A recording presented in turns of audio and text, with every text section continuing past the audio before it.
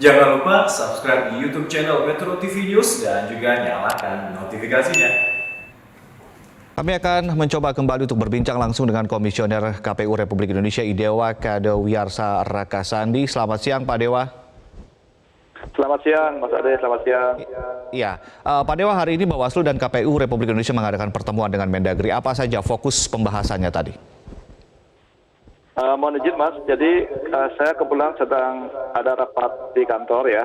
Jadi tidak saya secara langsung ya yang hadir dalam rapat tersebut begitu. Baik, terkait dengan masih banyak Bapak Paslon yang melakukan deklarasi dan juga pendaftaran hingga terjadi kerumunan, Pak Dewa, apakah nantinya akan disanksi atau seperti apa? Karena dari Bawaslu tadi dikatakan bahwa selama ini belum ada payung hukum. Ini apakah akan ada rencana untuk menentukan atau membentuk payung hukumnya atau bagaimana, Pak? Jadi kami tentu ya dalam waktu dekat segera akan melakukan evaluasi terhadap hal ini. Di dalam peraturan KPU sudah diatur sebetulnya bahwa semua pihak wajib ya itu melaksanakan protokol kesehatan.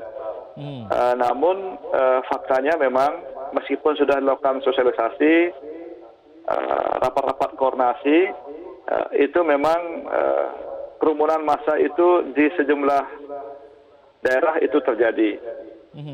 Nah, maka berdasarkan koordinasi yang dilakukan diharapkan akan ada jalan keluar ya dalam melanjutkan tahapan berikutnya. Memang di dalam undang-undang pilkada belum diatur secara khusus ya, tetapi saya meyakini ada undang-undang lainnya, termasuk undang-undang misalnya tentang kesehatan, ketertiban di jalan raya dan lain sebagainya. Ini harus kita koordinasikan supaya dapat kemudian disinkronkan dan kemudian dijadikan sebagai sarana untuk mendukung ya penyelenggaraan tahapan begitu Mas. Baik, dari total yang melakukan pendaftaran Bapak Paslon, tadi pagi kami berbincang juga dengan Bawaslu mengatakan hampir 90% lebih pendaftar itu melanggar protokol kesehatan. Ini baru dalam fase pendaftaran. Artinya jika Anda merujuk tadi pernyataan dari Anda bahwa memang saat ini belum ada payung yang secara jelas mengatur ini, tapi mungkin bisa menggunakan peraturan-peraturan yang lain. Apakah berarti proses pendaftaran kemarin Bapak Paslon itu ada potensi untuk diberikan sanksi? Kewenangan dari KPU memang pada upaya untuk memberikan teguran ya. Itu kalau kita lihat di dalam peraturan KPU yang ada. Nah, sedangkan kalau mengenai penanganan dugaan pelanggaran itu menjadi kewenangan Bawaslu, maka nanti kami akan berkoordinasi dengan Bawaslu apa yang menjadi hasil pengawasan dan rekomendasi Bawaslu. Ya, jadi saya kira ini sangat penting sehingga kemudian kita bisa duduk bersama ya, melakukan evaluasi, termasuk bagaimana kemudian mengantisipasi tahapan kampanye yang dalam waktu dekat ini juga akan dimulai, begitu. Baik, terkait calon tunggal, ada 28 daerah yang hingga kini diprediksi masih mendaftarkan Bapak Paslon tunggal, kemudian diberikan waktu beberapa hari, apakah kemudian memang ada potensi dari 28 daerah ini kemudian bisa tidak calon tunggal lagi, Pak Dewa? Jadi menurut undang-undang ya dan peraturan KPU itu memang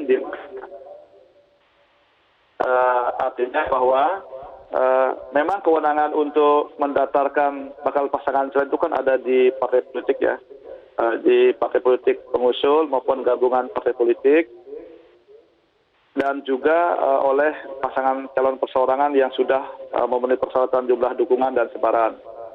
Nah, KPU hari ini di daerah-daerah yang hanya ada satu bakal pasangan calon yang mendaftar itu melakukan penurunan tahapan, ya kemudian dilanjutkan dengan sosialisasi selama 3 hari, dan 3 hari kemudian adalah perpanjangan pendaftaran bakal pasangan calon ya. Jadi kami akan melihat perkembangan ya bagaimana di daerah-daerah itu apakah kemudian ada komposisi baru atau tidak begitu ya. Jadi tentu ini menjadi perhatian kami sehingga perpanjangan masa pendaftaran ini juga bisa berjalan dengan tertib begitu.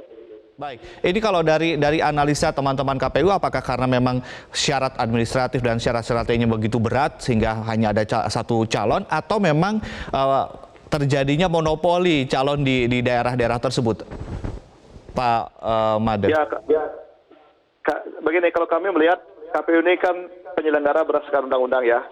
Kalau kita lihat misalnya terkait dengan jumlah dukungan, itu kan yang diatur adalah syarat minimalnya. Jadi minimal 20% dari jumlah kursi di provinsi atau kabupaten kota yang bersangkutan, ya, atau 25% suara, ya, dari suara sah di sana yang dimiliki oleh partai politik yang punya kursi di DPRD ya. Nah, oleh karena yang diatur adalah batas minimal saja, maka tidak ada pembatasan soal jumlah maksimalnya. Ya, ini saya kira satu hal yang penting dalam hal penyempurnaan regulasi ketika nanti ingin ya agar di daerah itu misalnya ada pilihan bagi masyarakat. Jadi selain yang sudah berjalan seperti sekarang, dan itu tentu ranah pembentuk undang-undang ya yang akan melakukannya begitu. Baik, terima kasih Pak Idewakade Wiyarsara Kasandi telah bergabung bersama kami di Metro Siang.